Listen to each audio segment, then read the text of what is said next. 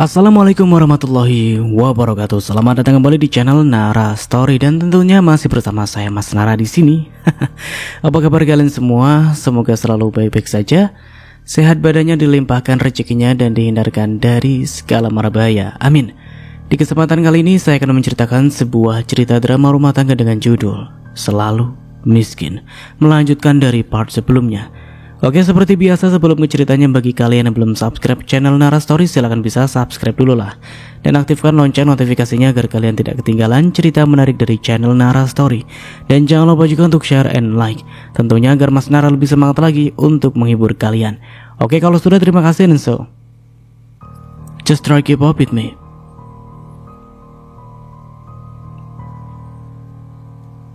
Nur, kamu kok bengong?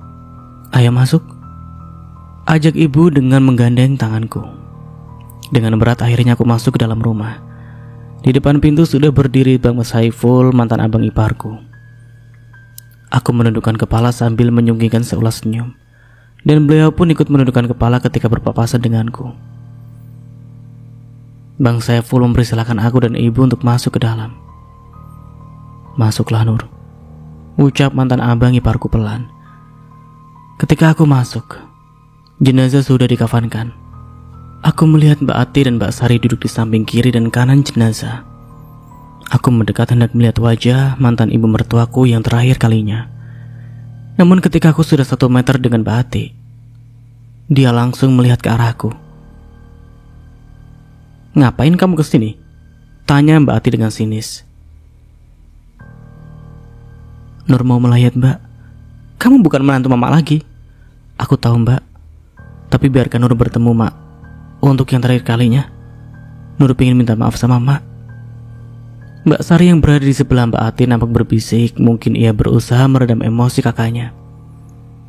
"Ya udah, silakan," ucap Mbak Ati ketus. Aku mendekat ke jenazah mantan ibu mertuaku. Jelas terlihat wajah pucatnya. Ia seperti sedang tertidur saja. Tidak terlihat bahwa raganya telah berpindah dengan nyawanya. Tak terasa air mataku menetes melihat wajah pucat berbalut kapas dan kain putih. Masih terbayang di pelupuk mataku saat terakhir kalinya aku bertemu beliau di klinik.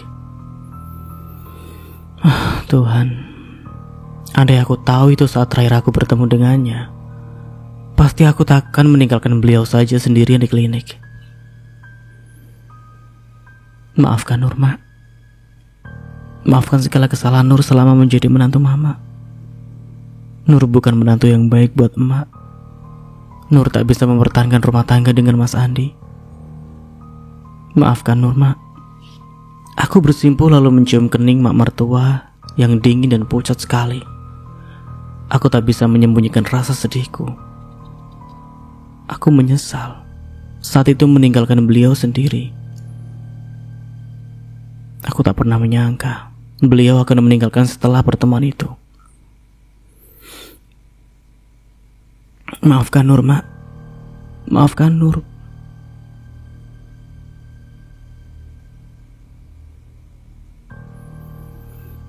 Nur, ibu mendekat lalu mengelus bahuku.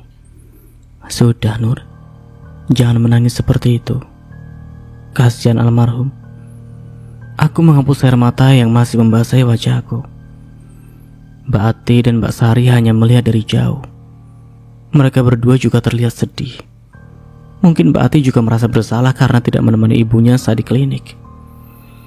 Setelah minta maaf pada jenazah almarhum, aku hendak bangkit dari dudukku. Namun aku melihat Mas Andi yang mendekati jenazah ibunya. Mas Andi terlihat sangat sedih.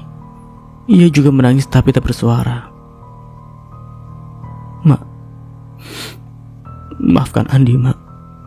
Maafkan Andi yang belum bisa bahagiain Mama. Maafkan Andi, Mak," ucap Mas Andi sambil menangis memeluk mayat ibunya. "Andi, kamu harus tenang, kamu jangan begini. Kamu harus kuat. Mbak pengen kamu yang azan di liang lahat Mama. Kamu anak laki-laki yang paling disayang Mama," ucap Mbak Ati sambil mengelus bahu adiknya. "Mak,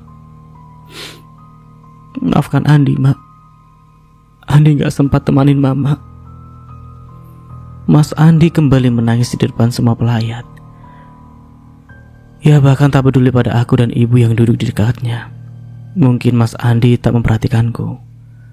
Setelah meminta maaf pada almarhum, Mas Andi bangun. Ketika ia berbalik, ia melihat ke arahku. Nur, Ibu, kalian sudah datang. Iya Mas, sahutku pelan. Aku mau mengurus pemakaman Mama. Saya pamit Nur. Bu. Mas Andi segera pergi meninggalkan kami. Ia hendak mengurus semua keperluan pemakaman almarhum ibunya. Aku ingin membantu, tapi aku sadar statusku di sini bukan lagi istri Mas Andi, dan juga bukan lagi menantu di rumah ini.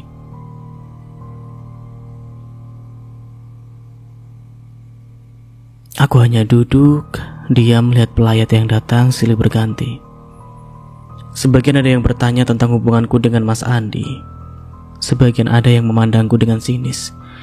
Biarlah, aku tak peduli. Tujuanku kesini hanya untuk melayat, bukan untuk mendengar komentar orang. Tak berapa lama jenazah almarhumah Mama digotong oleh anak laki-lakinya untuk dibantu ke tempat pemakaman umum agar segera dimakamkan. Aku ingin sekali ikut mengantarkan jenazah ke makam. Tapi apa sebaiknya aku tidak ikut saja? Terlebih pasti kedua kakak iparku merasa tidak suka dengan keberadaanku di sini. Bu, kita pulang aja yuk. Kamu gak antar jenazah ke makam Nur? Tanya ibu penasaran. Pinginnya sih ikut Bu, tapi takut mantan kakak iparku tak suka. Tidak usah pikirkan mereka Nur. Ini hari terakhir kamu bisa berada di rumah ini dan bertemu dengan mantan keluarga suamimu. Besok-besok kamu disuruh pun tak akan mau lagi ke sini. Iya juga sih Bu. Ya sudah, ikut aja Nur. Nanti kamu bakal teringat-ingat terus jika gak sampai antar jenazah almarhumah ke makamnya. Baiklah Bu, Nur ikut. Ayo, kita berangkat Bu. Aku dan ibu mengikuti rombongan yang membawa jenazah almarhumah Mama mertua. Menurut informasi dari para pelayat, lokasi pemakaman tak jauh jarak dari rumah Mas Andi. Kami berjalan kaki mengantarkan jenazah sampai ke TPU kampung. 10 menit kemudian rombongan sudah sampai di TPU. Mas Andi dan abang-abangnya menurunkan jenazah almarhumah. 3 laki-laki putra almarhumah bersama-sama menurunkan jenazah ke liang lahat. Mas Andi mengumandangkan azan terakhir kepada jenazah.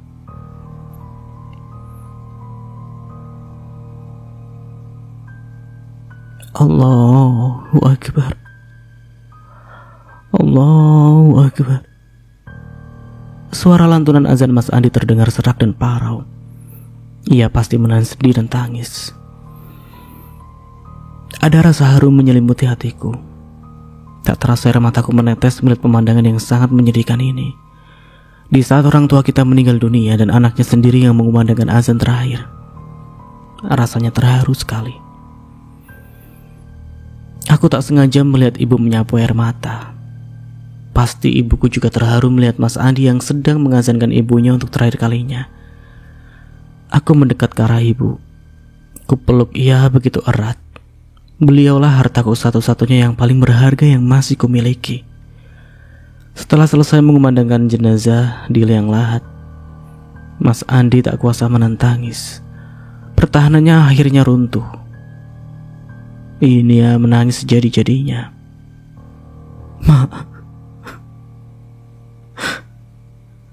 Bang Saiful segera memapah tubuh Mas Andi yang terlihat tak berdaya agar segera keluar dari liang lahat. Sudah Andi, jangan menangis begitu. Mak sudah tenang di sana, ucapnya sambil memeluk sang adik bungsu. Semua pelayat yang hadir juga ikut terharu. Bahkan banyak yang menangis tak kecuali aku. Aku tak bisa menahan sedih yang teramat dalam. Aku kembali teringat almarhumah ketika ia masih hidup. Meskipun kedua kakak iparku jahat, tapi beliau selalu baik kepada aku. Aku juga tak pernah ada masalah dengan beliau.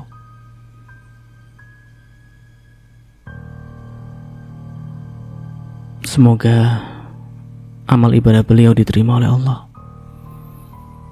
Setelah proses pemakaman selesai, semua peziarah meninggalkan pemakaman, kecuali anak-anak almarhumah. Aku hendak meninggalkan area pemakaman, tapi kuurungkan di saat kulihat Mbak Ati menangis di makam ibunya.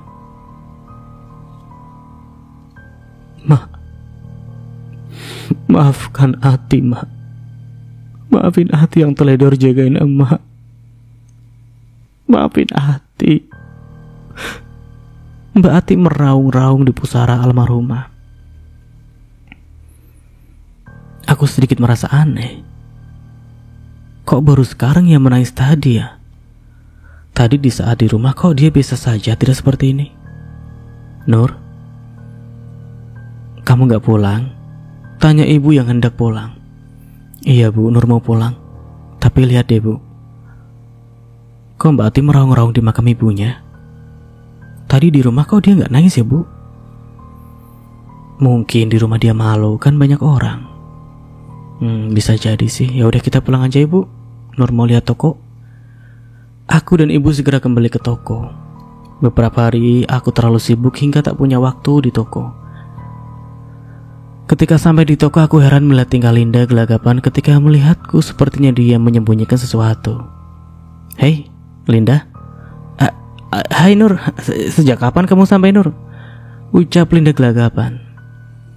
Baru saja sampai. Gimana kerja di sini Linda? Aku memperhatikan tingkahnya yang aneh. Ya begitulah Nur. Enak kok kerja di sini. Apa ada masalah Lin? Masalah? Enggak ada kok. Ya udah kalau begitu, aku mau ke dapur dulu ya. Iya Nur. Sungguh aneh. Linda seperti orang yang sedang menyimpan sesuatu. Aku jadi penasaran. Semenjak Linda kutugaskan di meja kasir, aku melihat dia rajin sekali bekerja, datang cepat dan pulang tepat waktu. Jika dilihat dari kinerjanya, sepertinya dia pegawai yang disiplin. Hei Rin. Ibu udah pulang dari pemakaman?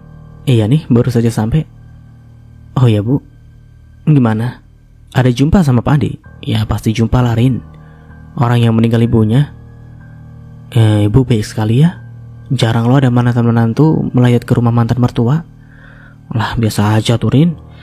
Kan bukan saya yang salah. Kenapa saya harus takut ke rumah mantan mertua? Ya enggak? Ya juga ya Bu. Oh ya, kamu lagi buat adonan apa Rin? Ini Bu, ada pesanan brownies kukus 20 kotak. Oh ya, ya udah sebentar ya, nanti saya bantuin. Ibu juga ikut bantu ya Nur? Ucap ibuku ikut serta. Dia ingin membantu. Iya boleh. Setelah beberapa hari tidak terjun ke dapur, rasanya pekerjaan ini begitu berat dan melelahkan. Aku harus segera mencari karyawan baru untuk membantu Rini dan Bu Ipah di dapur. Akhirnya selesai juga pesanan pelanggan ya Rin? Iya Bu, berkat bantuan ibu juga. Sepertinya sudah waktunya pulang Rin. Iya Bu, sudah jam 17.30. Rin, apa Linda sudah pulang? Kayaknya udah Bu. Kak Linda biasanya jam 5 pas sudah pulang. Kok dia gak pamit sama aku ya Rin? Buru-buru mungkin Bu. Aku semakin curiga pada Linda. Dia selama bekerja di sini tak pernah pamit kalau pulang. Aku mengecek pembukuan hasil penjualan. Sudah sebulan yang lalu aku belum mengecek pembukuan hasil pengeluaran dan pemasukan toko. Setiap bulan aku rutin mengecek beberapa banyak pengeluaran dan pemasukan toko kueku. Dengan begitu aku bisa tahu rugi atau untung. Selama setahun ini aku belum pernah mengalami kerugian. Itu karena aku rutin membuat promo dan diskon bagi pelanggan setiaku. Akhir-akhir ini aku sering keluar toko, sehingga tidak terlalu fokus mengurus toko. Meja kasir sudah aku percayakan kepada Linda. Aku harap kinerja Linda bisa diandalkan. Namun baru saja aku melihat folder di komputer, aku tiba-tiba terkejut. Loh, mengapa banyak sekali pengeluaran?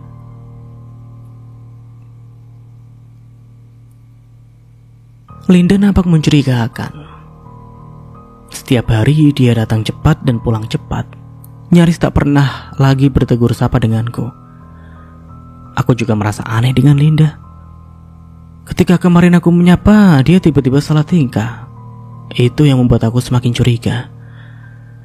Baiklah, sekarang aku akan mengecek pengeluaran dan pemasukan bulan ini. Ketika pertama kali aku melihat catatan di komputerku, aku kaget sekali. Ini kok mengapa pengeluaran lebih besar dari pemasukan ya? Tidak. Ini tidak benar.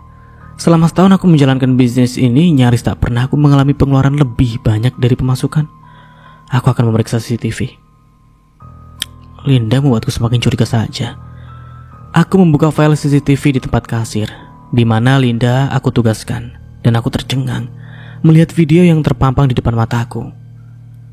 Linda dengan beraninya mengambil uang dari meja kasir dan memindahkannya ke dalam tas. Aku seperti tidak percaya dengan apa yang aku lihat. Orang yang sudah aku tolong dan ku beri pekerjaan, tapi malah menusukku dari belakang. Aku benar-benar kecewa sekali kepada Linda. Aku tak menyangka dia sejahat itu pada aku. Ini tak bisa kubiarkan. Aku segera menyimpan video bukti kejahatan Linda ke dalam HP-ku. Ini adalah bukti kuat agar Linda mau mengakui kesalahannya. Aku tak menunggu lama, segera aku menghubungi nomor Linda. Aku mencari kontak Linda dan langsung kutekan tombol memanggil. Tut. Tak berapa lama langsung diangkat. Halo Linda. Iya Nur, ada apa? Tanya Linda dengan sok polos. Linda, aku mau bicara sama kamu. Tolong ke toko sekarang. Tapi ini sudah malam Nur, aku butuh istirahat. Ucap Linda membuatku semakin emosi. Susah payah aku menahan amarah, tapi dia membuatku kehilangan kesabaran. Datang ke toko sekarang, atau polisi yang akan menjemput kamu. Ucapku tak bisa menahan emosi lagi. Aku berusaha sabar dan kuat, tapi kali ini aku tak bisa. Dia benar-benar keterlaluan sekali. Sudah ditolong malah berkhianat. Maksud kamu apa Nur? Ucap Linda pura-pura bodoh. Apa kamu mau aku kirimkan bukti kejahatan kamu? Iya. Kamu mau aku kirimkan sekarang? Baiklah. Tanpa menunggu lama, segera aku kirim rekaman CCTV ke WA Linda. Tak butuh waktu lama, video itu langsung terkirim dan centang 2. Aku ingin tahu bagaimana reaksinya melihat video itu. Sudah 10 menit tak ada balasan dari Linda, padahal sudah centang biru. Aku langsung menelponnya. Apa dia takut karena aku sudah melihat langsung bukti kejahatannya? Ku telepon lagi, panggilanku terhubung, tapi dia tidak mau mengangkat. Aku kembali menelponnya, tapi tak diangkat juga. Begitu seterusnya, hingga panggilan ke-10 dia tidak mengangkat panggilanku. Akhirnya aku mengirim sebuah pesan ke WA-nya. Datang baik-baik ke toko sekarang, atau kita akan berjumpa di pengadilan. Aku tak lagi bicara baik-baik sekarang. Emosiku benar-benar sudah tak bisa aku tahan. Ingin sekali aku memaki dan memarahi, gak bisa. Wanita ini dibiarkan. Aku ingin memarahinya bisa-bisan wanita itu, tapi tidak melalui sambungan telepon. Aku ingin bertemu langsung dengannya. Udah salah. Ini gimana? Pesan WA aku tak dibalas juga olehnya. Dan yang lebih mencengangkan lagi, nomor WA aku diblokir olehnya. Benar-benar kurang ajar si Linda. Udah salah malah makin melunjak. Kesabaranku akhirnya habis juga. Malam ini aku langsung mendatangi kantor polisi untuk membuat laporan. Tak lupa aku memberikan bukti rekaman CCTV dan juga alamat rumah Linda. Kali ini habislah sudah kesabaranku pada Linda. Aku padahal masih ingin bicara empat mata kepadanya dan menyuruhnya datang ke tokoku. Tapi apa balasannya? Dia malah memblokir nomorku. Aku benar-benar kecewa kepadanya. Jika dia meminta baik-baik, aku pasti memberikan ia uang, bukan dengan cara licik seperti ini.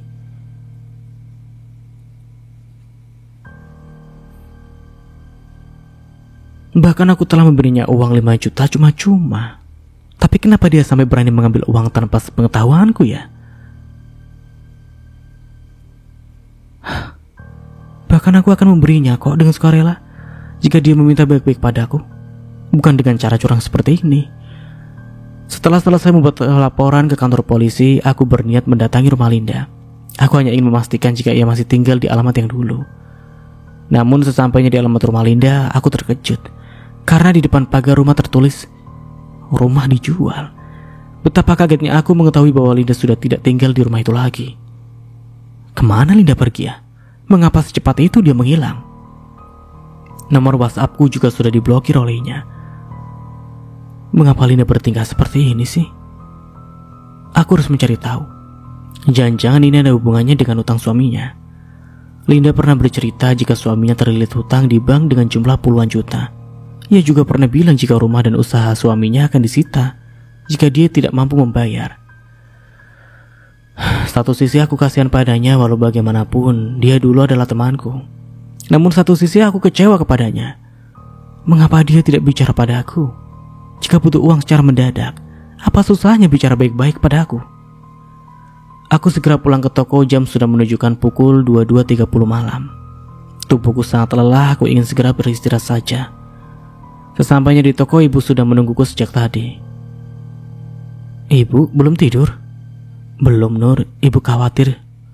Kamu sudah jam segini belum pulang. Kamu kemana tadi, nak? Kenapa tidak bilang sama ibu? Maafkan, Nur, Bu. Udah buat ibu khawatir. Nur tadi habis dari kantor polisi. Apa? Kantor polisi? Apa yang terjadi, Nur? Wajah ibu tampak pucat mendengar aku dari kantor polisi. Iya, Bu. Ayo kita masuk dulu. Biar Nur cerita di dalam. Ibu dan aku segera masuk ke dalam. Kuceritakanlah pada ibu masalah yang menimpaku akibat ulah Linda. Ibu nampak kaget mendengar apa yang kukatakan. Linda teman lama kamu itu, Nur? Iya, Bu. Linda yang kerja di bagian kasir. Ya Allah, Nur. Ibu gak percaya dia begitu tega sama kamu. Padahal kamu sudah bantu dia. Nur juga gak menyangka dia bakal seperti itu, Bu. Nur kecewa sekali. Nur udah coba WA dia. Nur suruh dia ke toko untuk menjelaskan semuanya. Nur ingin dia bicara baik-baik, tapi dia gak mau mengakui kesalahannya, Bu. Malah dia blokir nomor WA Nur. Gila kan? Berarti dia memang merasa bersalah sama kamu, Nur. Makanya dia blokir nomor kamu. Dan yang lebih gila lagi, alamat rumahnya sudah pindah, Bu. Semalam Nur sempat ke rumah dia, tapi di depan pagar rumahnya sudah tertulis rumah dijual. Aneh kan, Bu?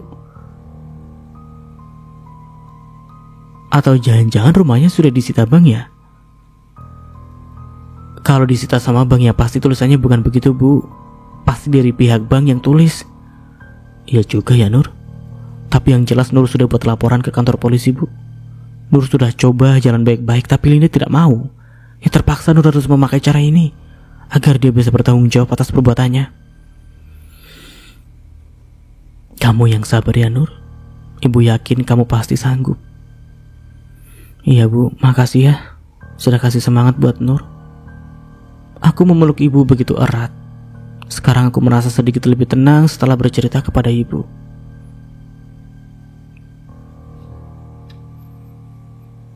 Pagi kembali menyapa, hari baru akan segera dimulai.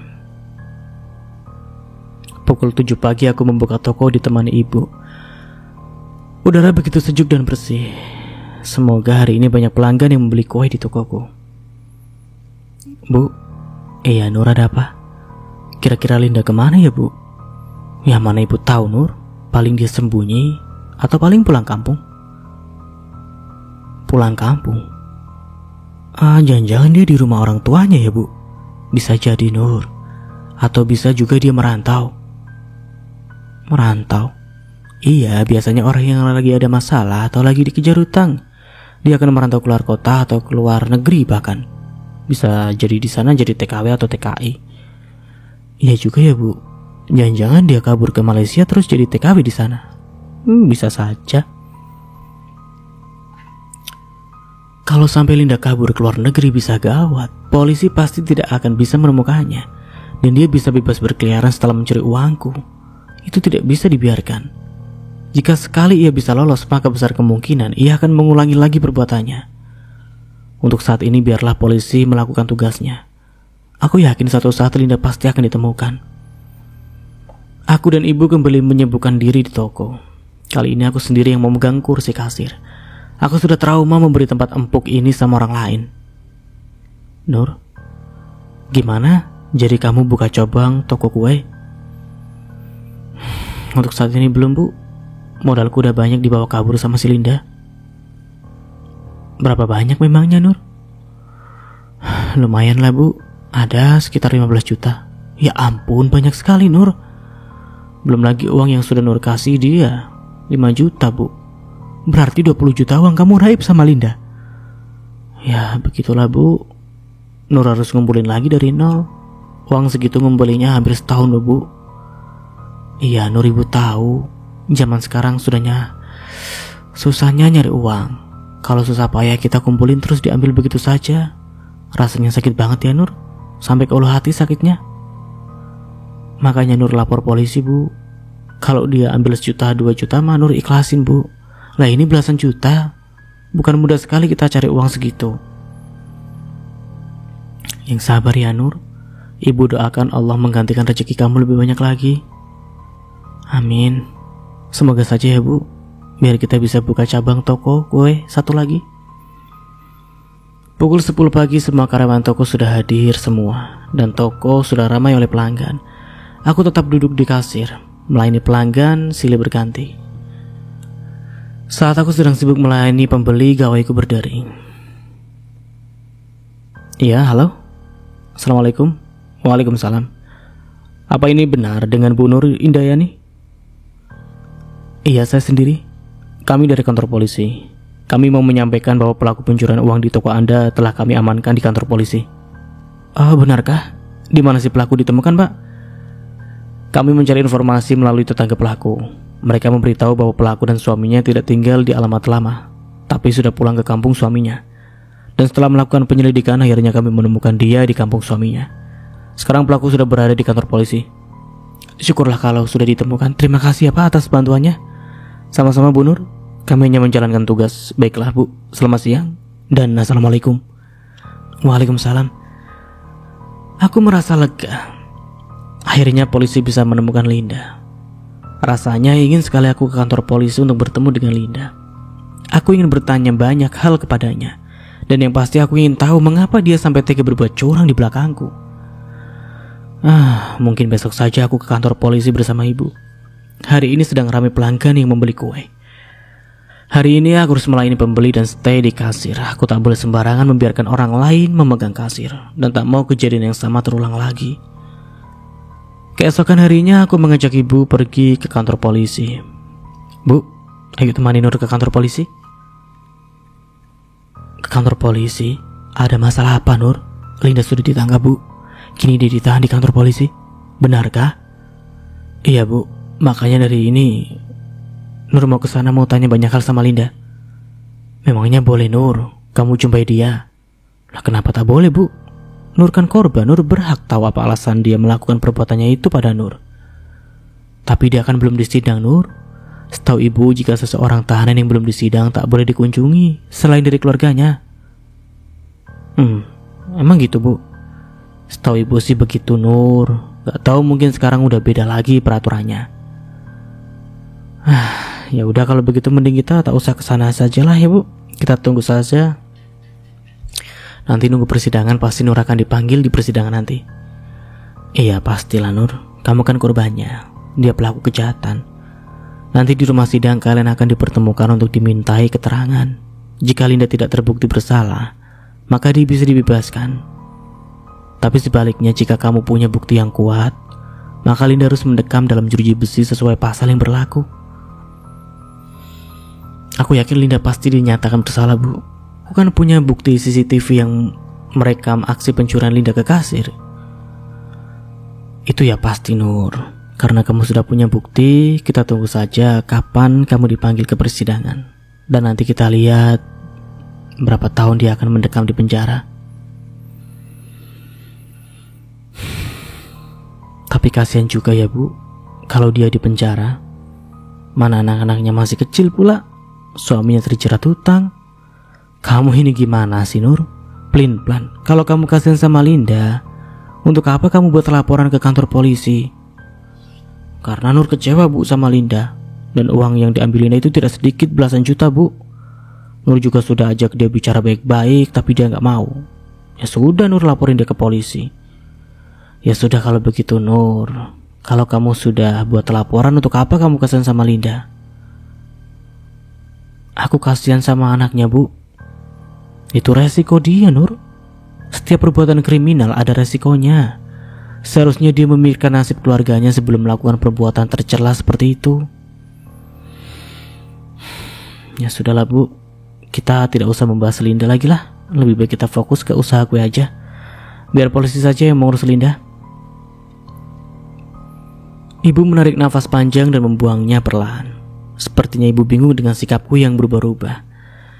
Iya, aku memang kecewa sekali pada Linda. Karena dia sudah berkhianat di belakangku.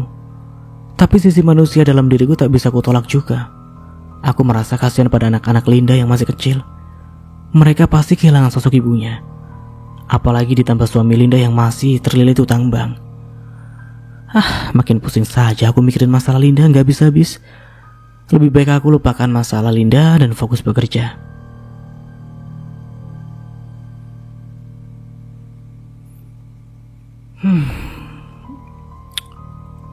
Aku harus kembali kejar setoran agar bisa mewujudkan mimpiku untuk membuka cabang toko kueku. Seminggu setelah penangkapan Linda, tokoku kedatangan tamu. Seorang wanita parubaya. Aku tidak mengenal siapa wanita ini. Sepertinya dia mengenal aku. Wanita itu sudah duduk di kursi pelanggan. Aku menyuruhnya menunggu karena ada kerjaan yang harus kuselesaikan. Maaf, Anda siapa ya? Ada yang bisa saya bantu? Tanyaku pada wanita yang lebih tua dari ibuku.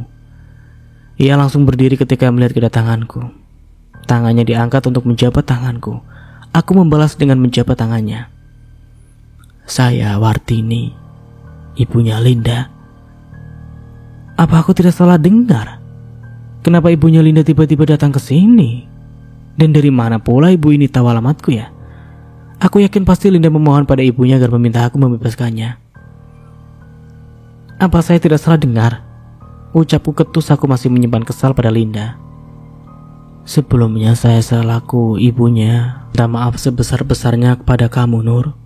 Saya malu atas perbuatan anak saya. Tapi jujur, saya tidak tenang jika tidak mendatangi kamu untuk bicara langsung. Bu, apa Linda yang menyuruh ibu untuk menemui saya? Bukan, Nur. Saya sendiri yang datang ke sini. Saya mewakili Linda ingin meminta maaf yang sebesar-besarnya sama kamu. Sekaligus saya ingin menjelaskan pada kamu mengapa Linda sampai berbuat demikian. Bu, untuk apa ibu datang ke sini jika saya sudah memenjarakan anak ibu? Saya tahu, Nur, kamu pasti marah, kecewa dan kesal pada anak saya. Tapi kamu harus tahu, Nur, Linda melakukan itu karena terpaksa. Sudah kuduga. Wanita ini datang pasti ingin membela anaknya. Karena dia butuh uang. Lalu mengapa harus mencuri? Bahkan saya akan memberinya pinjaman jika ia minta baik-baik, tidak dengan cara keji seperti ini. Suami Nur kabur, dan kini entah di mana. Anak-anaknya semua dititip-titipkan pada saya. Hampir setiap hari Nur mendapatkan teror. Rupanya suaminya bukan hanya berutang pada abang, tapi juga pada 2 rentenir lagi. Laki-laki tak punya otak itu kabur begitu saja, meninggalkan hutang ratusan juta. Sementara anakku yang diteror oleh rentenir, Linda, kesusahan tak tahu harus cari uang di mana. Akhirnya digelap mata dan melakukan hal yang tidak semestinya dia lakukan di toko kamu, Nur. Saya selaku ibunya sekali lagi minta maaf.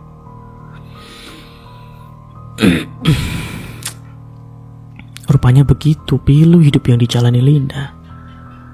Aku merasa iba padanya. Bahkan anak-anaknya harus menerima akibat dari perbuatan ayahnya. Tapi Bu, saya sudah berusaha mengajak Linda bicara baik-baik. Mengapa Linda tidak mau? Ia justru memblokir nomor WA saya. Saya juga tidak tahu mengapa ia berbuat begitu, Nur. Mungkin dia takut dan juga malu. Sudahlah, Bu. Saya rasa tidak ada yang perlu dijelaskan lagi. Walau bagaimanapun Linda tetap salah. Saya tahu, Nur. Maka dari itu saya minta maaf. Dan saya mohon beri keringanan untuk anak saya, Nur. Kasihan anak-anaknya masih kecil. Suaminya bahkan saya tidak tahu dia berada di mana. Nur ibarat sudah jatuh di timpa tangga. Baiklah, Bu.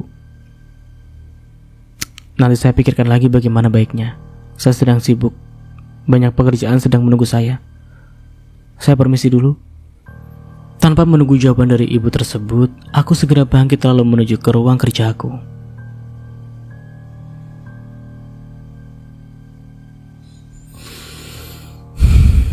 Sebenarnya aku kasihan pada ibu itu, tapi aku harus tegas padanya. Walau bagaimanapun, perbuatan Linda tetap salah di mata hukum dan agama. Jika memang Linda sayang pada anak-anaknya, harusnya dia berpikir 1000 kali untuk melakukan kejahatan. Karena resikonya adalah anak-anaknya yang tak berdosa itu terlunta-lunta. Dan aku sangat benci pada suaminya. Bisa-bisanya laki-laki pengecut itu berhutang ratusan juta, lalu kabur begitu saja. Udah buat masalah, malah melimpahkan masalah itu pada istrinya. Benar-benar laki-laki tak tahu untung. Aduh, aku harus bagaimana lagi? Aku sebenarnya kasihan pada Linda. Dia itu hanya korban dari kejahatan suaminya. Aku juga kasihan pada anak-anaknya. Tapi aku juga tak bisa membiarkan perbuatan Linda begitu saja. Ia harus bertanggung jawab atas perbuatan mencuri uangku yang jumlahnya puluhan juta. Nur, kamu kenapa? Kok cemberut gitu? Ucap ibu sambil mendekatiku. Nur lagi bingung, Bu. Tadi ibunya Linda kesini. Apa? Ibunya Linda kesini? Untuk apa, Nur? Ibu nampak kaget dengan kedatangan ibunya Linda, sama halnya sepertiku. Pertama, beliau datang kemari untuk meminta maaf atas perbuatan anaknya. Dan yang kedua, untuk menjelaskan mengapa Linda sampai tega berbuat curang pada Nur. Katanya suami Linda kabur, padahal hutangnya ratusan juta belum dibayar. Setiap hari rentenir meneror Linda.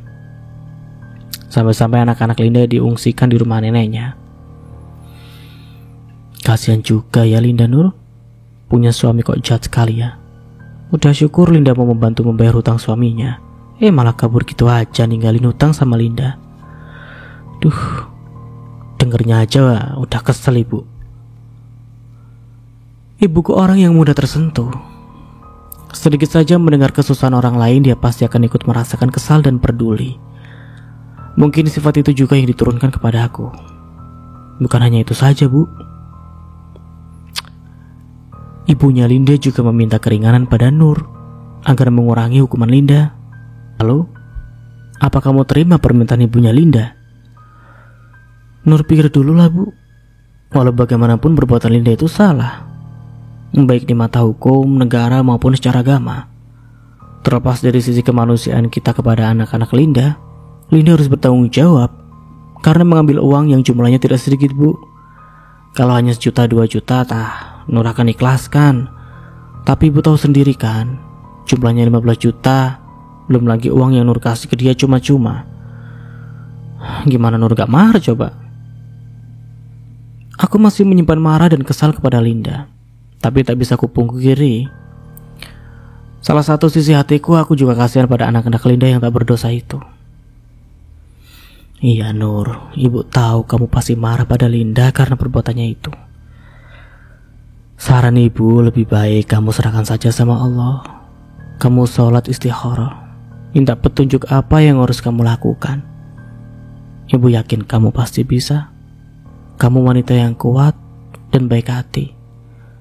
Hanya lelaki bodoh yang menyanyiakan kamu, ucap ibu sambil menggenggam tanganku. Baiklah Bu, nanti malam Nur akan coba sholat istikharah, minta petunjuk. Semoga Nur mendapatkan jawaban dari kebingungan ini. Amin. Pukul 2 malam aku bangun dari tidur, menuju kamar mandi lalu mengambil wudhu. Kutunaikan sholat istikharah 2 rakaat. Dalam doaku, aku memohon petunjuk dari Yang Maha Kuasa agar membantuku mengambil jalan mana yang harus kuambil. Setelah melaksanakan sholat, berdoalah, lalu aku membuka Al-Quran dan membaca surat Ar-Rahman. Hatiku merasa ketenangan yang begitu syahdu. Sejenak aku teringat Mas Andi.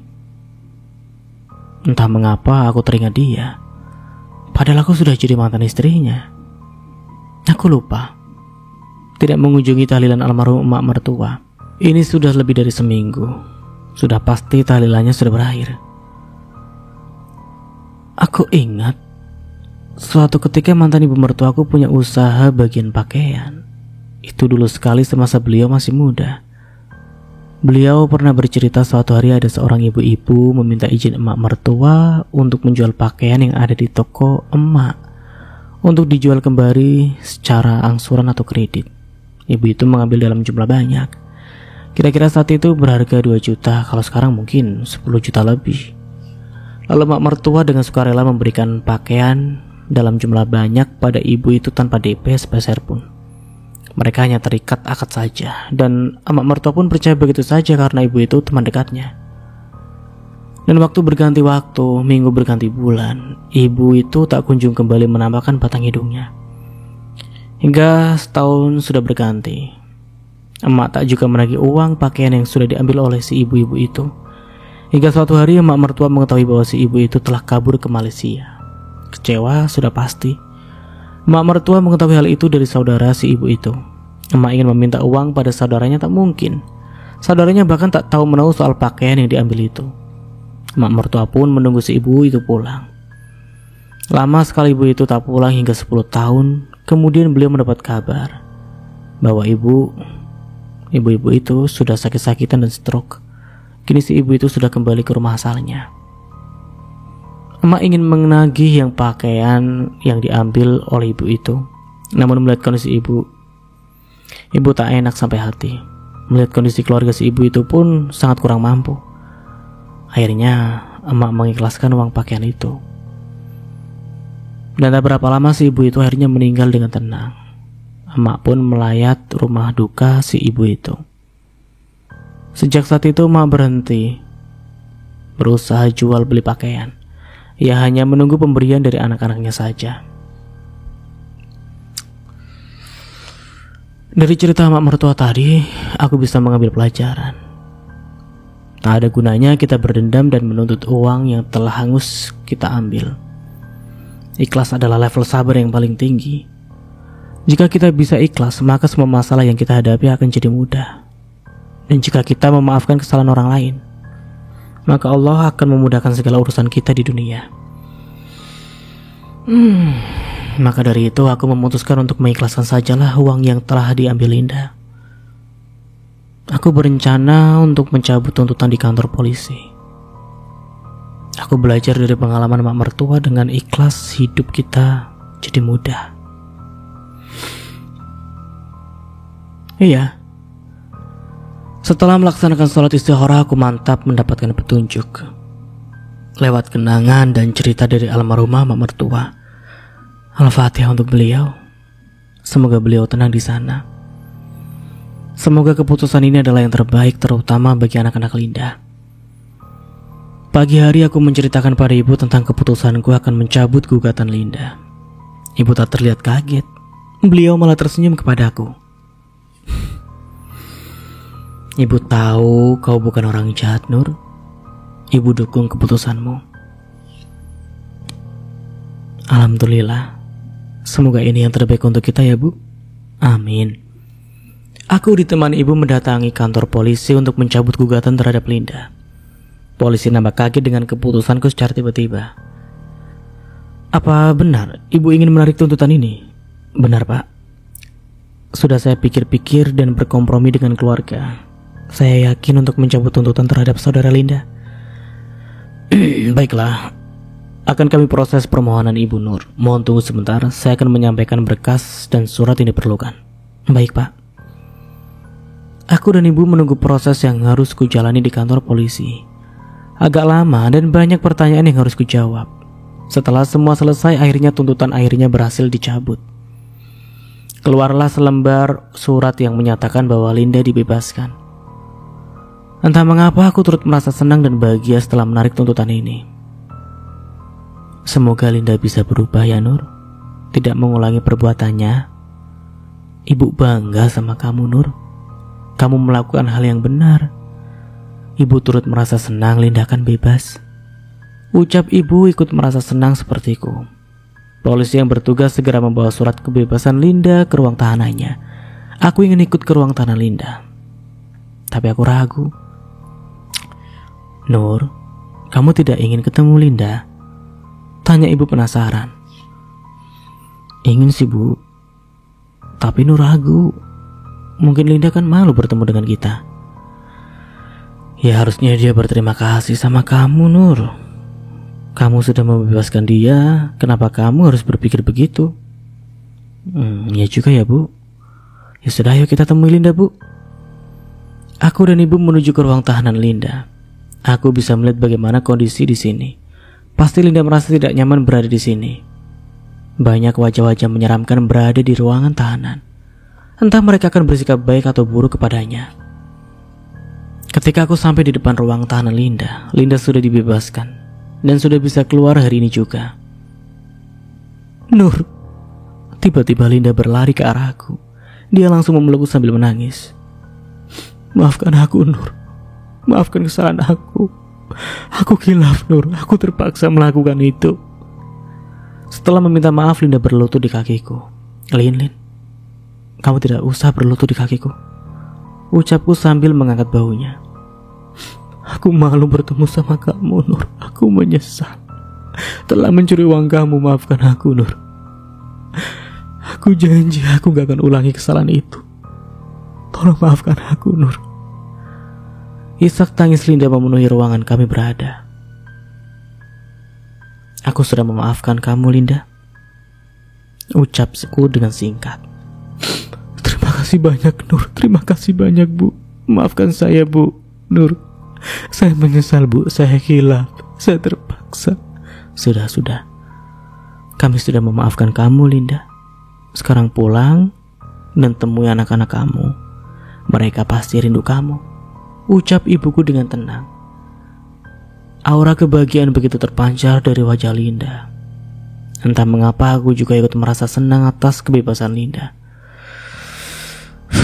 Begini ya rupanya jika kita ikhlas. Hati begitu tenang dan damai. Linda, selamat. Kamu sudah bebas. Sekali lagi terima kasih, Nur. Aku gak tahu harus bilang apa sama kamu. Aku bahkan tak punya nyali untuk bertemu denganmu setelah kejadian itu. Aku takut dan malu, Nur. Sudah. Tak usah dibahas lagi. Kita tutup buku ya, masalah itu. Sekarang kita buka lembaran baru. Oh ya, kamu mau pulang dengan apa? Mau aku antar? Aku tahu Linda pasti tidak punya uang sama sekali. Biarlah aku mengantarkan dia pulang ke rumahnya. Sekaligus aku mau silaturahmi dengan ibu dan anak-anaknya. Linda, ayo, aku antar kamu pulang. Sekalian aku mau silaturahmi sama ibu dan anak-anak kamu, ucapku seraya tersenyum. Aku mencoba berdamai dengan hatiku. Aku mencoba ikhlas atas apa yang dilakukan Linda. Biarlah masalah ini menjadi pelajaran bagi Linda untuk kedepannya agar dia tidak melakukan kesalahan itu lagi. Tapi Nur, aku malu. Aku gak punya muka jika menumpang di mobilmu setelah apa yang sudah aku lakukan padamu. Linda merasa keberatan dengan ajakanku, padahal aku ikhlas membantunya. Sudahlah Linda, aku sudah memaafkanmu. Aku juga sudah melupakan masalah itu. Aku ikhlasin apa yang terjadi. Pulanglah bersamaku. Kamu pasti butuh kendaraan untuk pulang ke rumah kan? Linda mengangguk. Ia kelihatan segan bicara denganku, tidak seperti dia yang dulu. Baiklah Nur, aku mau. Akhirnya Linda menerima ajakanku. Aku dan ibu mengantarkan Linda pulang ke rumah ibunya. Aku duduk di bangku, kemudian ibu duduk di sampingku, sementara Linda duduk di belakang. Linda, aku belum tahu di mana rumah ibu kamu. Dekat dengan rumahku dulu, Nur. Nanti kalau sudah sampai di Jalan Merpati belok kiri, lurus terus nanti ada lorong namanya Lorong Jepara. Nah itu lorong rumah ibuku, Nur. Oke. Aku segera memacu mobil menuju alamat yang diucapkan Linda. Aku masih penasaran kenapa rumah Linda dipasang spanduk dijual. Apa aku tanya saja sama Linda? Linda? Iya Nur, rumah kamu kenapa dipasang spanduk dijual? Bukannya rumah itu surat tanahnya sama Bang? Iya Nur, itu mereka yang pasang rentenir yang mengutangkan uang untuk suamiku. Loh, Kok bisa begitu, Linda? Kan rumah itu nggak bisa dijual karena surat tanahnya dipegang sama bank. Dan sampai di sini dulu ceritanya. Nantikan kelanjutan ceritanya di part berikutnya. Dari saya mohon maaf bila ada salah kata atau dalam penyampaian cerita. Akhir kata, wassalamualaikum warahmatullahi wabarakatuh. Sampai jumpa di video selanjutnya and see you. Ciao.